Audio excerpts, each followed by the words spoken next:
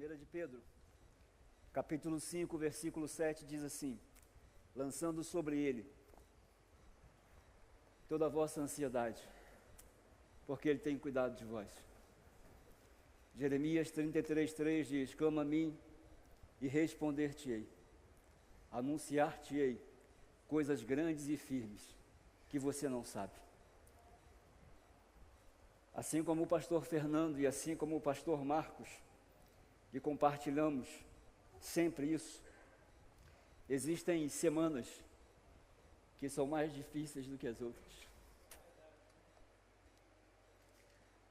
Existem semanas que nós gostaríamos que elas começassem pelo fim, para nós vermos aquilo que Deus já havia realizado e podermos apenas glorificá-lo. Mas existem questões que Deus trata e nós precisamos passar por algumas experiências muito importantes e Ele conduz o meu e o seu coração nessa dimensão. Essa semana foi uma delas. Uma semana que, enquanto preparava a mensagem, o meu coração se encurvava diante da santidade de Deus e era impossível controlar as lágrimas que caíam do nosso ser. Eu queria orar com você hoje pela manhã, mais uma vez, e colocar o seu coração diante do Senhor, porque a semente que vai ser lançada no seu coração nessa manhã, ela não pode cair à margem do caminho, ela não pode cair entre espinhos, ela não pode cair entre pedras, ela precisa cair em um solo fértil, porque a segunda-feira nos aguarda, a terça-feira nos reserva surpresas, e certamente a mensagem que será ouvida pela manhã e à noite, elas serão e servirão como uma grande referência para o seu viver diário. Por isso, mais uma vez eu te convido a curvar a sua cabeça, fechar os seus olhos, e junto com você, eu gostaria de colocar o meu coração diante do Senhor. Paizinho querido, Deus de amor e Deus de infinita misericórdia, a Tua palavra nos assegura, Pai, que a Sua graça nos basta, porque o Seu poder se aperfeiçoa na nossa fraqueza, que enquanto estamos fracos, nós somos fortes, porque o Senhor nos sustenta, o Senhor nos guarda e nos conduz. O Senhor estende as suas mãos graciosas sobre nós, e a piedade então é percebida em cada ato, em cada atitude, em cada gesto. O refrigério nos cerca, nos envolve e derrama sobre nós abundante favor. Enquanto essa mensagem, Pai, estiver sendo ministrada aos nossos corações, eu clamo pela sua bondade, para que ela venha impactar o nosso coração e transformar o nosso viver. Nos conduza, Pai, durante essa trajetória, e que ao final dessa celebração, a nossa resposta seja de glorificação ao Teu santo nome, de exaltação ao Senhor.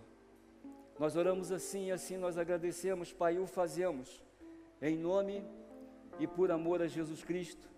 E se você concorda com essa oração, gentilmente você diz amém.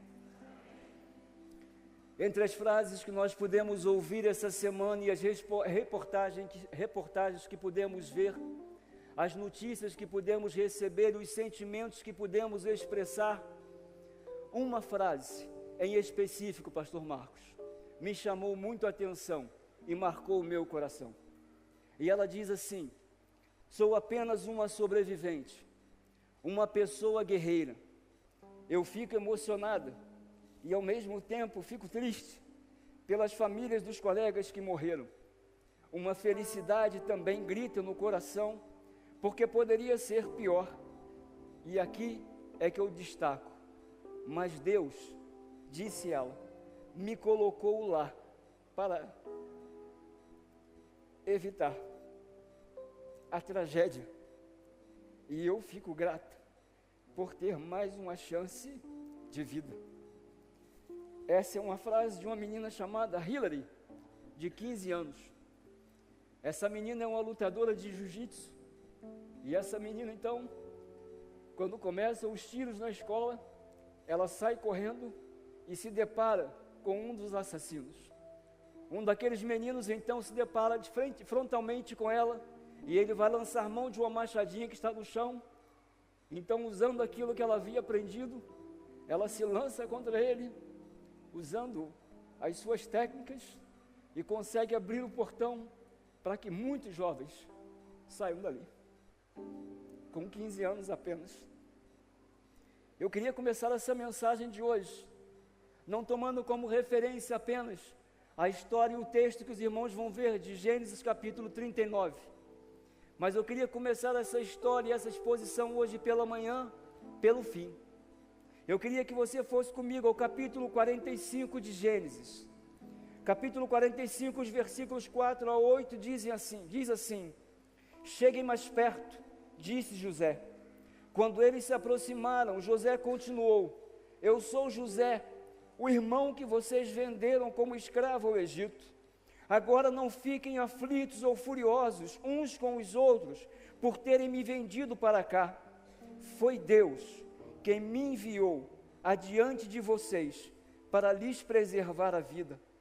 A fome que assola a terra há 2 anos continuará por mais 5 anos, e não haverá plantio nem colheita. Deus me enviou adiante para salvar a vida de vocês e de suas famílias, e para salvar muitas vidas. Portanto, foi Deus quem me mandou para cá, e não vocês. E foi Ele quem me fez conselheiro do faraó, administrador de todo o seu palácio e governador, disse ele, de todo o Egito. Existem algumas histórias, queridos, que nós preferimos, como disse, que começassem pelo fim. Pensamos que se começassem pelo fim, elas nos poupariam dos sofrimentos, e a nossa dor certamente seria, talvez, muito mais amenizada. Se começássemos pelo fim, no entanto, muitas histórias, elas não teriam qualquer sentido, e simplesmente elas deixariam de existir em sua trajetória, ou nas experiências vivenciadas. Se começássemos pelo fim, as alegrias, as tristezas, as perdas e os ganhos, vitórias e fracassos, não fariam nenhum sentido para mim, e não fariam nenhum sentido para você. Não nos arriscaríamos a sofrer para poder crescer. Se o ponto final fosse o marco inicial, estaríamos agora retrocedendo e não perceberíamos a visitação da graça, que assim acontece diariamente. Se nós começássemos pelo fim, certamente nós não buscaríamos em Deus significado para algumas coisas que são difíceis de explicar. Nós não teríamos conflitos com a desobediência e não ocuparíamos os céus com as nossas orações, porque saberíamos como terminaria a história.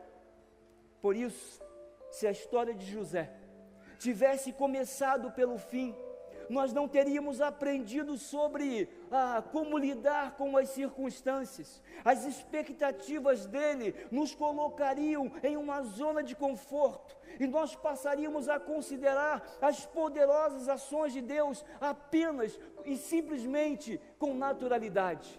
Não conseguiríamos perceber, talvez com toda a intensidade, a graça, a misericórdia e o favor desmedido sendo derramado sobre mim e sobre você. Mas é bom que você e eu saibamos que toda a história, ela tem um começo, ela tem um meio e ela tem um fim. O pastor Marcos diz que todo deserto, ele tem um fim. O que definirá para nós os resultados nem sempre será o que ou como faremos, mas de quem eu e você agora dependeremos. A permanência em Deus, ela é aquilo que eu chamo de o resumo da obra, porque tudo começa, termina e tem razão nele. Sem ele, diz o texto bíblico, nada do que foi feito se fez, porque nele, por ele e para ele são todas as coisas. A ele a glória, diz o texto, para todo sempre. Abacuque capítulo 3, versículos de 17 a 19, diz assim ao meu e ao seu coração: ainda que a figueira não floresça e não haja fruto nas videiras, nem sempre, diz ele, que a colheita de azeitonas oferecerá o seu fruto, mas ainda que a colheita de azeitona não dê em nada e os campos fiquem completamente vazios e improdutivos, ainda assim, diz ele, mesmo que os rebanhos morram nos currais e esses fiquem vazios, eu me alegrarei no Senhor e exultarei no Deus da minha salvação. O Senhor soberano é a minha força. Quando eu chego ao texto de 2 Timóteo, capítulo 2, versículo 13, ele diz assim: se nós formos infiéis, Ele, Deus, permanecerá fiel, porque Ele não pode negar-se a si mesmo. Quando eu chego ao texto de Tiago, capítulo 1, versículo 17, ele diz que toda dádiva que é boa e perfeita vem do alto, do Pai, que criou as luzes no céu. Nele não há variação, nele não há sombra de mudança. Quando eu chego ao texto de Hebreus, capítulo 13, no versículo 8, e esse texto já foi mencionado aqui hoje pela manhã, ele diz que Jesus Cristo é o mesmo ontem, hoje e o será para sempre, porque as circunstâncias, repita comigo assim, as circunstâncias podem mudar, Deus jamais. As circunstâncias podem mudar, porém Deus jamais mudará. E entre os planos de Deus, queridos, é bom que você saiba, e a sua realização, existe uma interseção chamada de propósito. Entender que todas as coisas cooperam para o bem daqueles que amam a Deus, somente é e será e continuará sendo possível quando o próprio Deus as declarar, porque a nossa mente não consegue entender.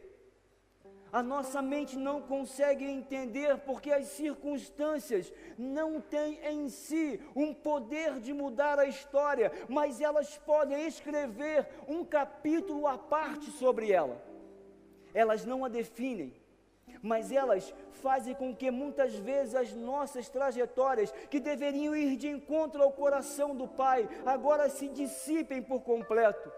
São as circunstâncias que põem o nosso caráter à prova, elas testam a nossa paciência, elas legitimam ou reprovam a nossa conduta diária de fé. Descobrir o significado da palavra circunstância, a mim não tranquiliza, mas me conscientiza. E isso é importante para mim e para você. Porque sendo assim é uma das maneiras que eu encontro de manter o equilíbrio do meu coração, sendo agora capaz de, sobre a ótica de Deus, avaliar e saber se as minhas queixas diariamente são legítimas, se aquelas apresentadas diante do Senhor têm razão de ser e podem ser justificadas, porque as circunstâncias, a elas nós damos nome e a elas nós damos forma.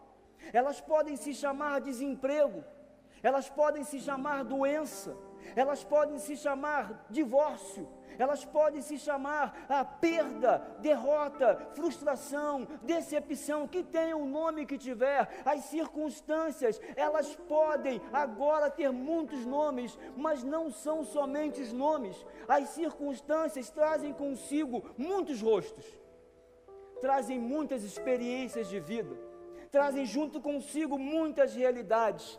E entre, queridos, as maiores dificuldades que nós temos está o fato de não compreendermos que as circunstâncias são extremamente necessárias para nós, para o nosso crescimento. Quando colocadas em Cristo, elas são pedagógicas e determinantes para as nossas decisões, podendo ser o veículo da bondade divina, se efetivamente compreendida elas forem. A parte de Deus, queridos, as circunstâncias têm o poder de mudar o nosso humor, Elas se tornam as responsáveis por aumentar ou diminuir o nosso nível de estresse. Sem Deus, as notícias boas ou ruins são definidas pelo seu resultado e nunca pelo seu propósito. Por isso, enquanto as circunstâncias forem consideradas apenas um fruto do acaso, elas vão gerar apenas sofrimento, vão gerar apenas dor a mim e a você. Enquanto não houver uma consciência na minha vida e no meu coração que alguém acima das circunstâncias as rege e estabelece sobre elas um propósito específico, nós não conseguiremos compreendê-las. Mas quando começarmos a crer, a entender os propósitos, perceberemos o toque sensível da graça do Senhor em todo o tempo. Porque Deus é o único ser que equilibra perfeitamente em seu caráter amor e justiça.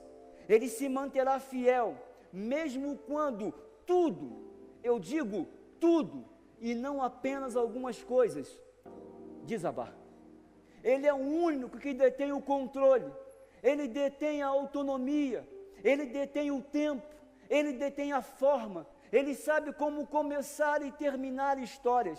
Ele sabe como empreender e nos levar a empreender esforços. Ele sabe como construir em nós, mesmo diante de uma tragédia, a graça, a misericórdia e o favor, construir uma nova possibilidade, uma nova expectativa, uma nova maneira de ser. Porque se nós pudermos considerar nessa manhã, algumas coisas nos incomodam muito. E a primeira delas, no sentido das circunstâncias, é a que você vai ver agora. Porque nós podemos ser traídos, mas Deus, esse se mantém leal. Nós podemos ser traídos, mas Deus se mantém leal. É o que diz o capítulo 39, os versículos de 1 a 6. Quando José foi levado para o Egito, pelos negociantes ismaelitas, eles o venderam a Potifar, um oficial egípcio. Potifar era capitão da guarda do faraó, o rei do Egito. O Senhor estava com José. Repete comigo assim: o Senhor estava com José. E porque ele estava com José, queridos, ele era bem sucedido em tudo o que fazia, no serviço da casa do seu senhor egípcio. Potifar percebeu que o Senhor estava com José e lhe dava sucesso em tudo o que ele fazia. Satisfeito com isso, nomeou José seu assistente pessoal e o encarregou de toda a sua casa, de todos os seus bens, a partir do dia em que José foi encarregado de toda a casa e de todas as propriedades de Potifar. Diz o texto bíblico: o Senhor começou a abençoar a casa do egípcio por causa de José. Tudo corria bem na casa, e as plantações e os animais, diz o texto, prosperavam. Assim, Potifar entregou tudo o que possuía aos cuidados de José, e tendo-o como administrador, não se preocupava com nada, exceto com aquilo que iria comer. Queridos, entre as maiores decepções, frustração e dores que nós podemos sofrer, a traição numa relação está entre as primeiras. Ela tem o poder de desconstruir valores e destruir por completo relacionamentos. A traição tem a habilidade de colocar um peso excedente, de pesar até mesmo sobre aquilo que nós fazemos melhor e corretamente. A traição consegue tirar isso de nós. Ela pode elevar ao patamar de injustiça uma ação completamente legítima. Ela pode, de maneira sensível, tentar remover do nosso coração a certeza do amor e do cuidado de Deus. Quando nós somos traídos, escutem isso, nós questionamos inclusive o senso de justiça de Deus. Quando nós somos traídos, nós somos capazes de olhar para Ele e questionar sobre a sua justiça, a sua maneira de agir, a sua maneira de fazer, a sua maneira de realizar. Talvez, queridos, o maior dilema de José não fosse a traição, mas por quem ele havia sido traído. sua maior dor talvez fosse o arrependimento. Porque cada vez que obedecia ao seu pai, quer pelo interesse que fosse, ele obrigatoriamente vendia os seus irmãos. E agora é ele quem está sendo vendido. As suas atitudes trouxeram uma resposta sombria na sua vida. A traição, queridos, ouçam isso. A traição, ela não é complacente com a misericórdia. Ela é cruel com aqueles que são as suas vítimas. A traição, ela não negocia valores, ela não faz diminuição de pena, ela é capaz de levar uma pessoa do sonho ao pesadelo imediatamente, como foi com José. Ela precisa ser controlada, mas para isso, nós precisamos aprender a depender de Deus. Aprender a depender completamente de Deus. Enquanto José acreditava estar sendo envolvido pela trama dos irmãos e movidos por uma raiva sem precedentes, tornavam negro o seu dia a dia, a sua semana seguinte. Um novo capítulo da história da sua vida estava sendo escrita pelo próprio Deus. Deus, na eternidade, dava um tom colorido àquela narrativa de um som agora em preto e branco. As pessoas acreditavam que eram eles quem estavam fazendo, quem estavam se vingando, que estavam realizando. O planejamento dos irmãos, na realidade, eles obedeciam a um propósito estabelecido pelo Senhor. As suas ações estavam sob o controle do Deus eterno. Como é que você sabe disso, pastor? Nesse mesmo texto, por 5 vezes, você vai ver a mesma expressão. O Senhor estava com José. O Senhor estava com José. O Senhor estava com José. Um grande erro que nós cometemos é acreditar que apenas o acaso é quem determina resultados. Deus não é medido pela nossa régua. A justiça de Deus, ela não é medida pela nossa régua e pelos nossos conceitos e valores. Malaquias capítulo 3, versículo 6, na parte A, diz assim: eu sou o Senhor e eu não mudo. Lucas capítulo 21, versículo 33, diz que o céu e a terra desaparecerão, mas as minhas palavras, essas permanecerão para sempre. Romanos capítulo 14, versículo 8, o texto diz assim: se vivemos é para honrar ao Senhor, se morrermos é para honrar ao Senhor. Quer seja vivendo ou morrendo, nós pertencemos ao Senhor. Por isso, queridos, não são as circunstâncias que vão ditar o seu dia a dia, não são elas que vão estabelecer os limites, não são elas que vão estabelecer as regras. Essas estão sendo estabelecidas pelo Senhor na eternidade, e Ele as conduzirá segundo o seu propósito. Por isso, nós podemos ser traídos sim, mas se você se lembrar, Deus, esse se manterá sempre leal. Em segundo lugar, nós podemos ser acuados, mas sempre Deus nos abrirá uma porta. Repete comigo assim: eu posso ser acuado, mas Deus sempre abrirá uma porta para que eu escape. Por isso, querido, segundo aos Coríntios, capítulo 4, versículos 8 e 9, diz assim: de todos os lados nós somos pressionados por aflições rotineiras. E ele diz: mas não somos esmagados. Ficamos perplexos, mas não estamos desesperados. Somos perseguidos, mas não abandonados. Somos derrubados, mas não destruídos. A lógica das ações de Deus não cabem na nossa mente. A casa de Potifar, para muitos, era o lugar de maior proteção, mas para José poderia significar a sua condenação. Se José cedesse aos desejos da mulher de Potifar, ela não colocaria José no lugar de honra, mas José estaria no lugar de plena vulnerabilidade.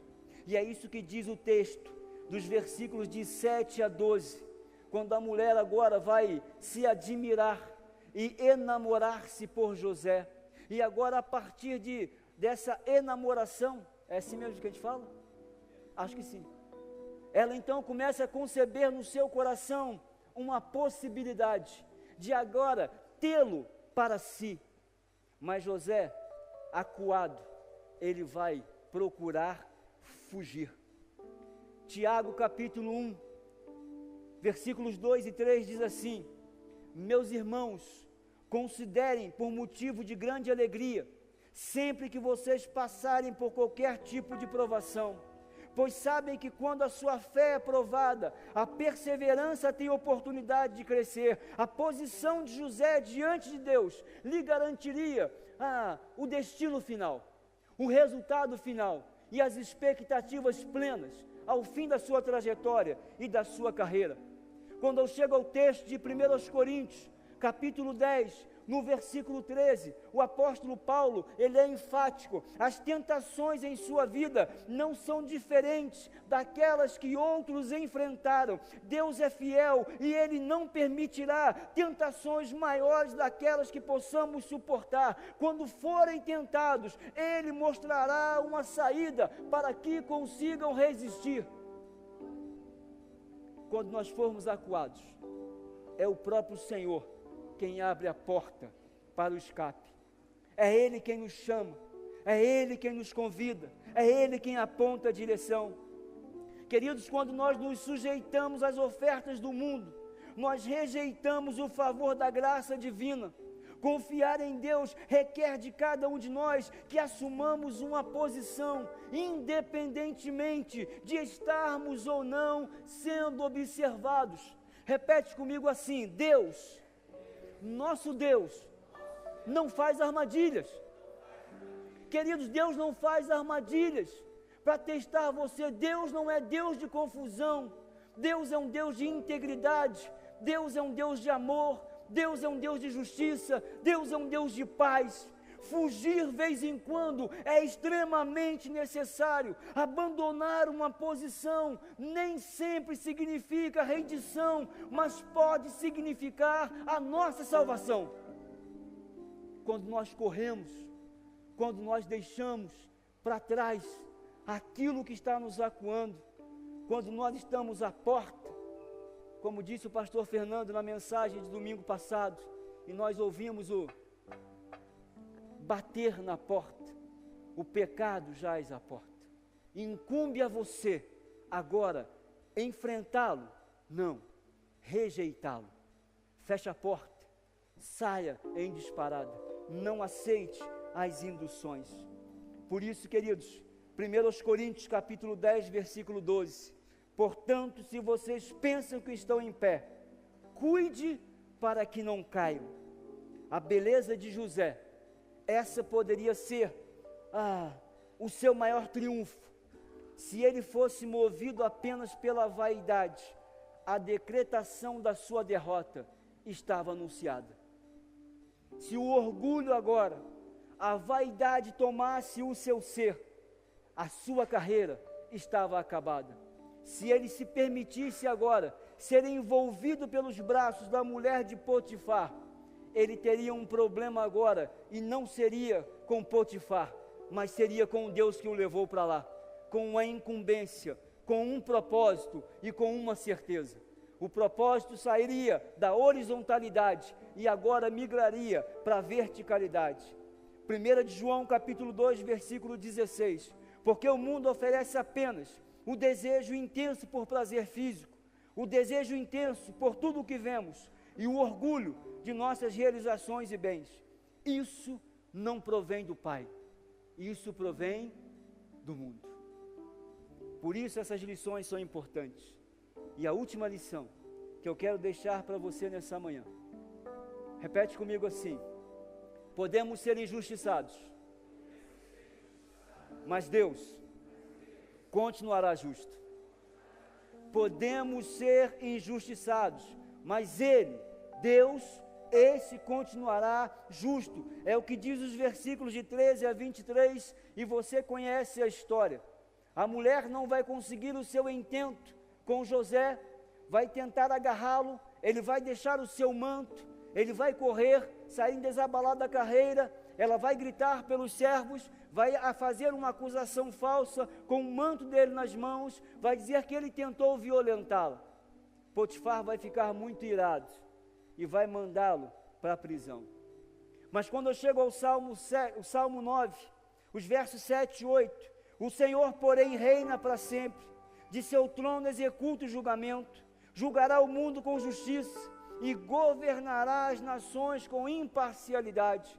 Quando eu chego ao Salmo 58, verso 11, eu escuto ecoar no meu coração, então por fim alguém dirá, de fato, a recompensa para o justo, com certeza, ouçam isso, com certeza, há um Deus que faz justiça na terra.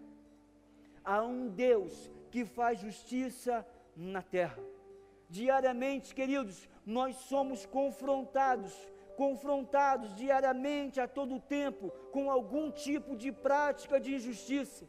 Nós ficamos contrariados com as ações, por exemplo, do Supremo Tribunal Federal, que julgam agora, ou julgaram essa semana, as questões dos crimes da Lava Jato, mas continuamos, nós, a negligenciar os aflitos. Se fôssemos nós que tivéssemos escrito a narrativa de muitos personagens bíblicos, alguns deles estariam em maus lençóis. Se fôssemos nós quem estivéssemos escrito, alguns deles estariam em maus lençóis. O nosso senso, esse senso de justiça, ele é unilateral. A recepção da graça para nós será sempre desejosa de uma maneira maior do que a oferta. A forma como nós estabelecemos comumente um senso de justiça não combina com aquela estabelecida pelo próprio Deus. As injustiças, na terra, somente receberão a correção devida com as ações do céu. Vou repetir para você. As injustiças na terra somente receberão a correção devida com as ações do céu. Somente Deus julga causas com imparcialidade e sem preferencialismo. Nossas questões, elas não serão resolvidas em pé diante de um tribunal humano, mas de joelhos diante do trono de Deus.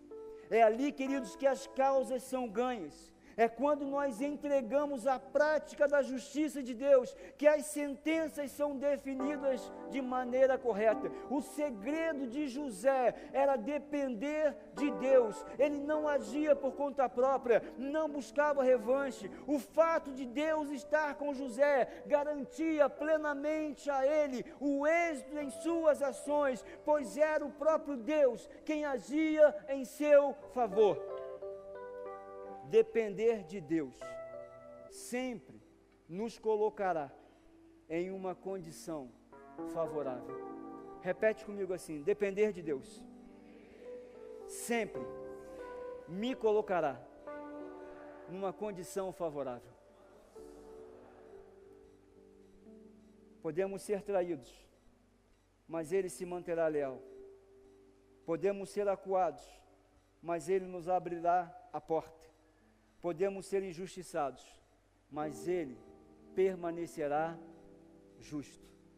Esse é o nosso Deus.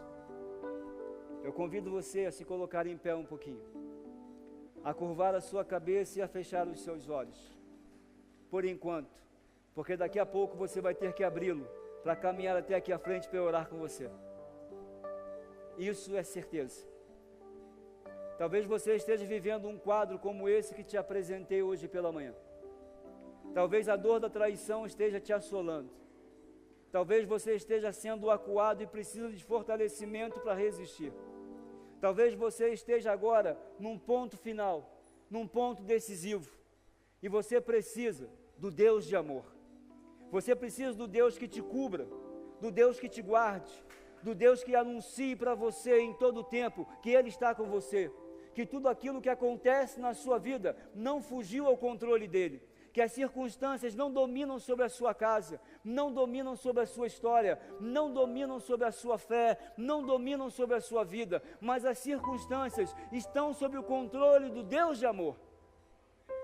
Enquanto o ministério canta, se você está sendo desafiado nessa manhã, se você se viu em um desses quadros que foram apresentados, e você entende que esse mesmo Deus que acompanhava José, pode por sua vida parafrasear da mesma forma o texto bíblico e dizer assim: Marcos Davi, a sua vida é o que é, porque Deus é com você. Fernando Félix, a sua vida é o que é, porque Deus é com você. Irmão André, a sua vida é o que é, porque Deus é com você. Se você precisa dessa intervenção, eu queria convidar você a sair do seu lugar e vir aqui à frente. Eu quero orar com você. Tantas lutas, tantas dores, num deserto pareço estar. Pode se aproximar um pouquinho mas mais. te entrego os meus temores. Sabemos que Sei em que Ti, em Ti, Senhor, posso confiar. Quero trazer à memória aquilo que me dá esperança. Quero trazer à memória aquilo que me dá esperança.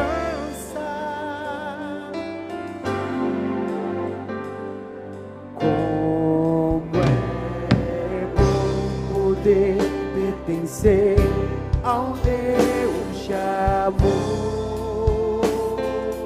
como é bom confiar, Senhor, em Ti, Como é bom poder confiar em Sua fidelidade. Tua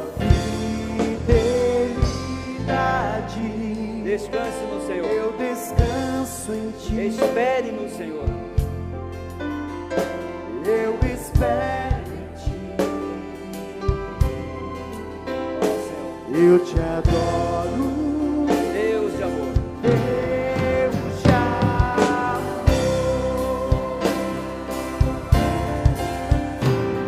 Em Ti eu posso me alegrar. Ousadia declarar. Ousadia declarar. Deus a quem eu sirvo Deus a quem eu sirvo nunca falhou nunca falhou e não falhará. falhará, Não falhará, não falhará.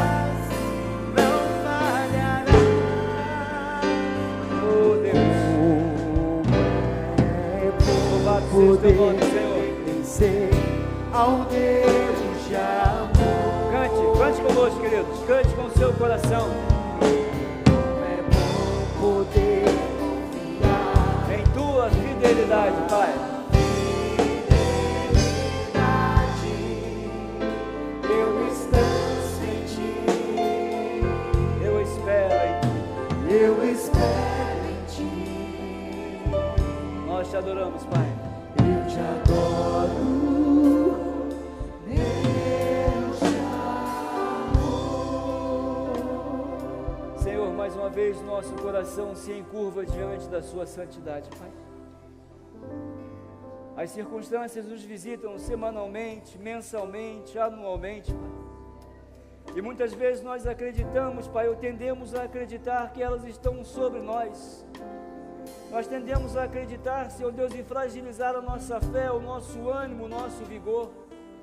Mas hoje pela manhã, Senhor Deus, a palavra que ouvimos e que subiu ao nosso coração, ela faz referência à presença constante do Senhor. Ela faz referência ao cuidado presente do Senhor. Ela faz referência a um propósito estabelecido na eternidade pelo Senhor. Deus, não há dúvidas de que o Senhor cuida de nós.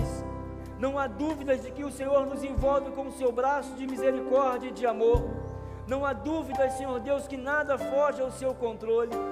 Não há dúvida, Senhor Deus, que somos sustentados, Pai, pela bondosa mão do Senhor. Deus, muitas casas, muitos lares, muitas famílias, nesse momento estão em sofrimento, porque acreditaram que somente as circunstâncias dominariam o seu dia a dia, dominariam a sua vida, dominariam as suas certezas, e quando houve a desconstrução do planejamento, do sonho, do propósito, Pai, as pessoas se perderam. Mas nós nessa manhã fazemos uma declaração de fé, fazemos uma declaração de expectativas, uma declaração de confissão, de dependência plena do Senhor. Deus, em nome e por amor a Jesus Cristo, nós vamos sair daqui hoje pela manhã, e eu creio nisso, com a certeza de que o Senhor continuará a caminhar conosco, movendo céus e terra ao nosso favor, estabelecendo propósitos, independentemente de circunstâncias, porque elas trabalham, Deus, a nosso favor, porque o Senhor é quem promove, ó Deus, para nos ensinar, para nos amadurecer, para nos moldar. Muito obrigado, Pai, muito obrigado por essa manhã, muito obrigado pela vida de José, muito obrigado pelas lições tiradas, que o consolo do Teu Santo Espírito, que a misericórdia, a graça e o favor do Senhor é Jesus Cristo, e que a bondade do nosso Pai eterno esteja sobre cada um de nós aqui presentes, e sobre todo o povo de Deus espalhado sobre a face da terra, e que haja paz em Jerusalém, e que as circunstâncias a partir de hoje sejam vistas por nós pela ótica de Deus. Nós oramos assim, nós agradecemos assim, e o fazemos em nome e por amor a Jesus Cristo.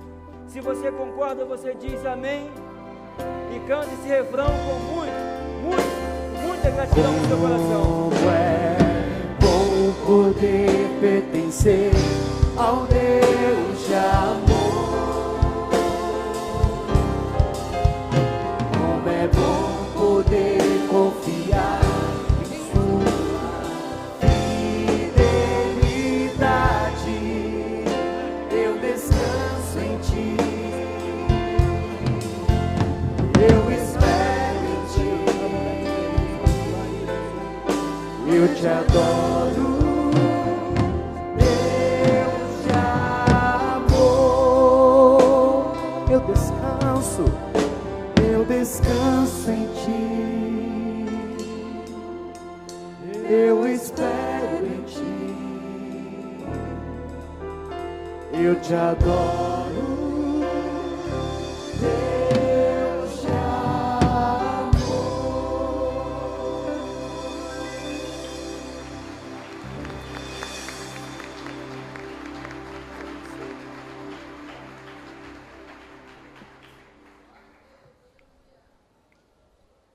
Deus abençoe a todos.